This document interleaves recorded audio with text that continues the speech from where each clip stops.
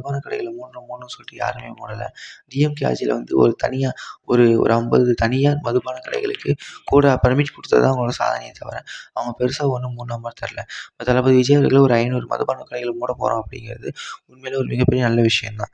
So Vijay அவர்களுக்கு ஒண்ணும் தெரியாது அப்படின்னு நெனச்சா நம்ம தான் முட்டாளாவோம் அப்படிங்கிறது எந்த மாற்று கருத்தும் இல்ல. நம்ம விஜய் அவர்கள தேர்தலையுமே அண்டர் எஸ்டிமேட் பண்ணோம். பட் அவர் ஒரு 108 தொகுதிகள் ஜெயிச்சு பெரும்பான்மையோட தனிப்பெரும்பான்மையா ஆட்சி அமைச்சு தனிப்பெருங்கட்சியா உருவெடுத்து ஆட்சி அமைச்சிருக்காங்க. பட் அவரோட 2 நாள் பார்த்தீங்கன்னா அப்படித்தான் இருக்கு. 2 நாள் ஆட்சி பண்ணும்போது அப்படித்தான் இருக்கு. அவர் பேசின ஸ்பீச்சா இருக்கட்டும், அது மட்டும் இல்லாம அவர் போய் இந்த எதிர்க்கட்சி தலைவர்கள சந்திச்சா இருக்கட்டும், அவரும் தெளிவா தான் இருக்காரு.